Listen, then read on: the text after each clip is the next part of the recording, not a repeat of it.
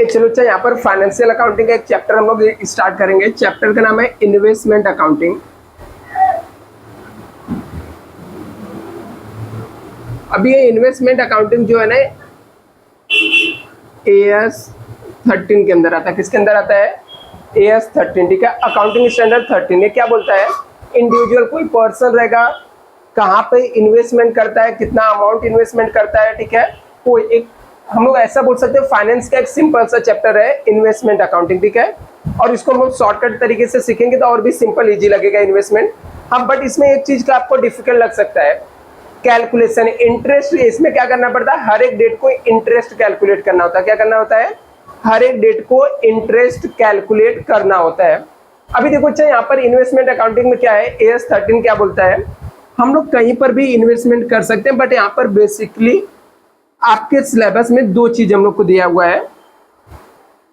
एक रहता है हम लोग को फिक्स्ड इंटरेस्ट बियरिंग सिक्योरिटी,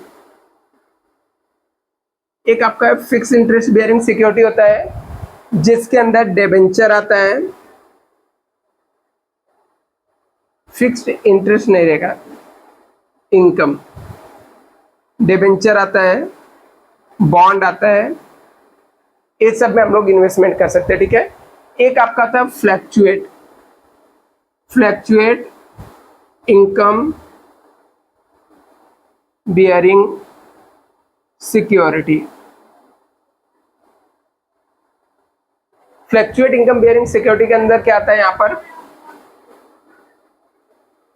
इसके अंदर क्या क्या आइटम आएगा? इक्विटी शेयर्स आता है, मोस्टली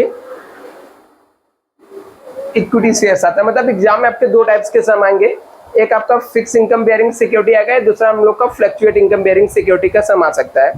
अभी जो फिक्स इनकम बियरिंग सिक्योरिटी रहता है, इसके अंदर क्या क्या ट्रांजेक्शन आपको एग्जाम में दे सकता है, ठीक है, एग्जाम में क्या क्या ट्रांजेक्शन हो सकता है यहाँ पर।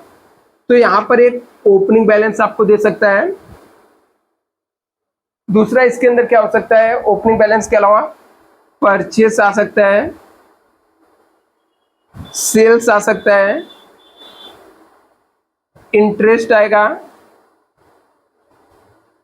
और क्लोजिंग। इतने आइटम इसके अंदर आते हैं, ठीक है, ओपनिंग, परचेज, सेल्स, इंटरेस्ट और क्लोजिंग, ठीक है, ये सब ट्रांजेक्शन इसके अंदर आते हैं। जो आपका फ्लक्चुएट इनकम बियरिंग सिक्योरिटीज रहता है, इसके अंदर क्या क्या ट्रांजेक्शन आते हैं? यहाँ पर क्या क्या आ सकता है? ओपनिंग आएगा, परचेस आएगा,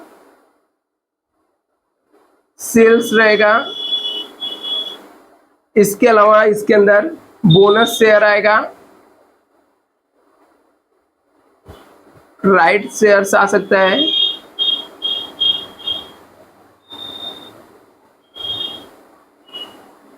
इसके अलावा यहाँ पर डिविडेंड आता है और क्लोजिंग आता है।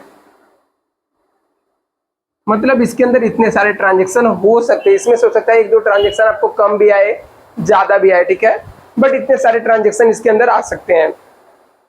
तभी हम लोग को इसका फॉर्मेट क्या रहता है, कैसे हम लोग को करना रहता है, मैं आपको बताता हूँ। तब पहले इसको तब तक कॉपी कर लो आप लोग।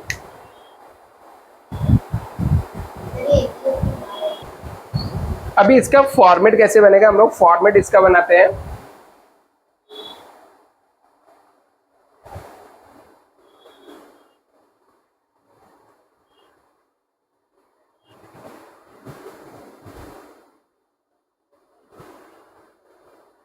सबसे फर्स्ट हम लोग फिक्स इनकम बियरिंग सिक्योरिटी का फॉर्मेट बनाएंगे।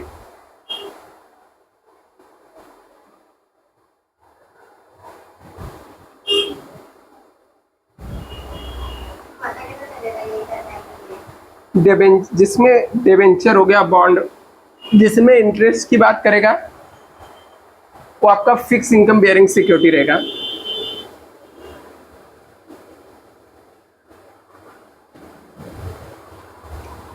चैप्टर तो ऐसे सिंपल है, बट आपको समझ में आना चाहिए।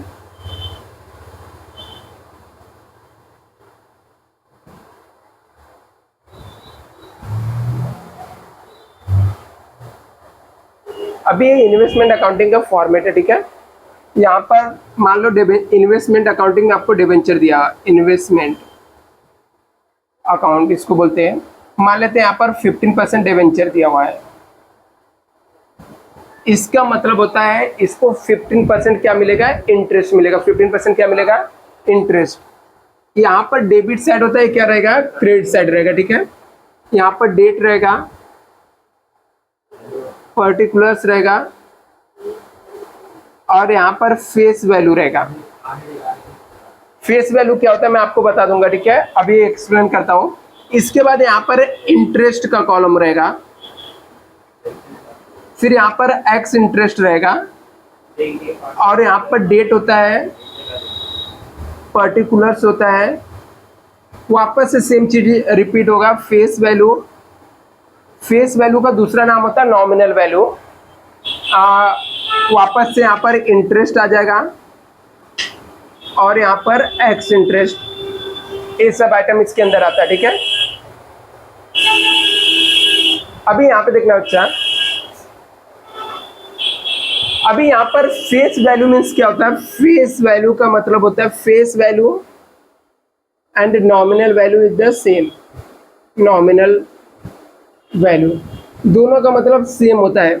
मतलब जो डिबेंचर के ऊपर लिखा हुआ वैल्यू रहता है, जो हमारे आर्टिकल्स ऑफ एसोसिएशन के अंदर मेंशन किया हुआ रहता है, ऐसी वैल्यू जो फिक्स वैल्यू रहती है, ठीक है, जो उसकी वैल्यू रहती है, जो articles of association, memorandum of association के अंदर मेंशन किया हुआ रहता है, वो फेस वैल्यू रहता है, वो हमेशा फिक्स रहता है। जैसे डिबेंचर बॉन्ड्स है, इसका 90 मोस्टली इसका 100 रहता है। यदि चेंजेस रहेगा तो आपको सब में मेंशन किया रहेगा। इंटरेस्ट क्या होता है, जो डिबेंचर, जो पर्सन डिबेंचर खरीदता है उसको इनकम के तौर पे जो इनकम रिसीव होता है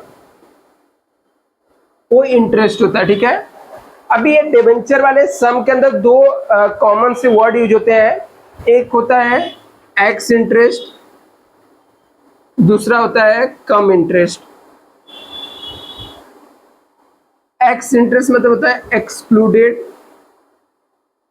इंटरेस्ट, कम इंटरेस्ट का मतलब होता है क्यूमुलेटिव इंटरेस्ट। मतलब क्या, यदि मान लेते कि किसी का डिबेंचर का कॉस्ट मान लेते 98 रुपीज है और इसका 3 रुपीज इंटरेस्ट है, ये इसका कॉस्ट है, ये इंटरेस्ट है, इसको ऐड करने के बाद जो अमाउंट आएगा 101, इसको हम लोग बोलते हैं कम इंटरेस्ट। ये हमारा कम इंटरेस्ट होता है, वो हम लोग को सब में दिया रहेगा, वो मंथ में कैलकुलेट करते हैं कितना इंटरेस्ट मिलेगा, ठीक है। तो ये जस्ट मैं आपको बता रहा हूँ, तो इसको हम लोग एक्स इंटरेस्ट बोलते हैं कॉस्ट को।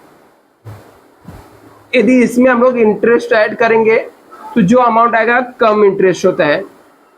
यदि आपको सब में पहले से कम इंटरेस्ट दिया हुआ है तो हमेशा हम लोग को इस कॉलम में कॉस्ट लिखना होता है, मतलब एक्स इंटरेस्ट का अमाउंट लिखना होता है। किसका अमाउंट लिखना होता है, एक्स इंटरेस्ट का अमाउंट यहाँ पर लिखना रहता है। अभी इसके अंदर कौन कौन से आइटम आएंगे, कौन कौन से आइटम आपको लिखना होता है, तो हम लोगों ने बचपन में ट्रेडिंग अकाउंट पढ़ा था, ठीक है। ट्रेडिंग अकाउंट्स में क्या होता था, ओपनिंग स्टॉक। ओपनिंग स्टॉक कहाँ पे आता था, डेबिट साइड में आता था। तो ऐसे ही यदि इन्वेस्टमेंट का ओपनिंग बैलेंस दिया रहेगा, ठीक है, तो डेबिट साइड में लिख देने का टू बैलेंस ब्रॉड डाउन लिख देने का, ठीक है, टू बैलेंस ब्रॉड डाउन लिख देने का। यदि क्या दिया हुआ है, ओपनिंग बैलेंस दिया हुआ है तो, ठीक है। यदि हम लोगों ने परचेस किया तो भी कैश बैंक लिखने का, सेल किया तो भी कैश बैंक लिखने का, ठीक है। परचेस किया तो डेबिट साइड में कैश बैंक लिखने का, सेल किया तो क्रेडिट साइड में, ठीक है। इंटरेस्ट रिसीव हुआ तो क्रेडिट साइड में कैश बैंक लिखने का, इंटरेस्ट पे किया तो डेबिट साइड में। मतलब क्या, आपको इस चैप्टर में सिर्फ इतना याद रखना है कि हमेशा आपको कैश बैंक ही लिखना है। क्या लिखना है, कैश बैंक लिखना है। सिर्फ आपको याद रखना है कि डेबिट में लिखना है या क्रेडिट में लिखना है। जैसे परचेस करते थे ट्रेडिंग अकाउंट के कहाँ पे आता था, डेबिट साइड में परचेस आता था। जब हम लोग इन्वेस्टमेंट परचेस करेंगे तो डेबिट साइड में लिखने का कैश और बैंक अकाउंट।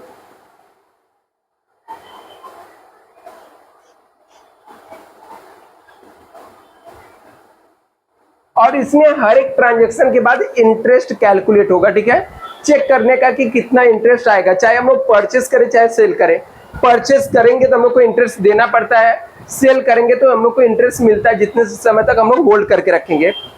जब हम लोगों ने परचेस किया तो समझ जाने का फेस वैल्यू का भी अमाउंट आएगा, इंटरेस्ट का भी अमाउंट आएगा, उसके एक्स इंटरेस्ट का भी अमाउंट आएगा। जब कंपनी इंटरेस्ट देगी तो कंपनी इंटरेस्ट देगी तो हमारे लिए इनकम होगा, इनकम हुआ तो क्रेडिट साइड में आएगा बाई कैश बैंक। क्या लिखने का? बाई।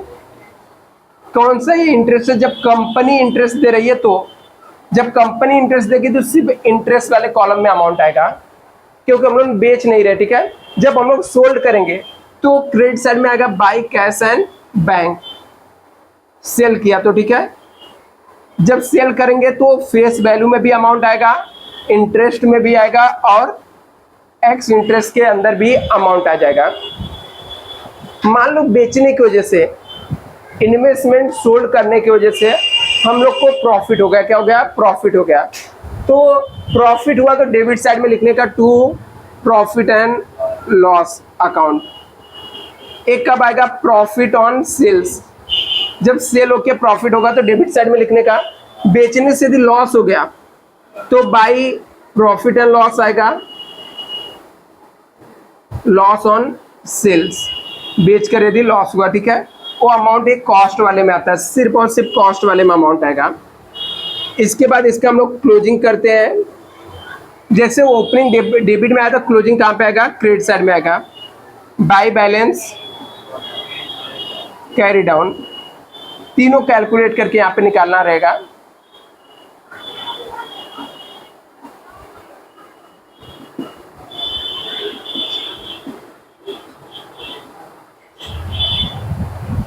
अभी यहाँ पर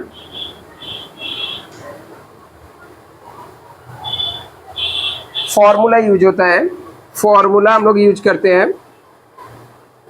formula to use calculate interest.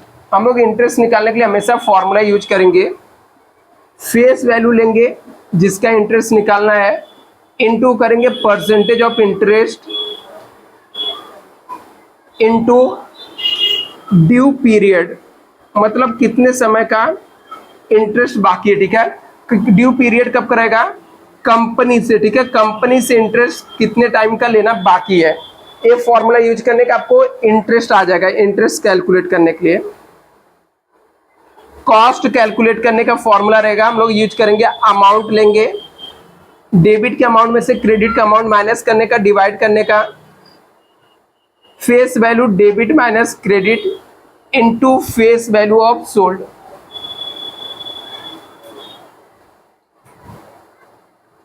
Face value of sold, इससे हम लोग करेंगे, हमारा कैलकुलेट हो जाएगा, ठीक है। तो आप लोग इससे जल्दी से कॉपी कर लो बच्चा, फिर हम लोग इसके सम एक लेते हैं, फिर अच्छे से आपको पता चलेगा कि कैसे सॉल्व करना है।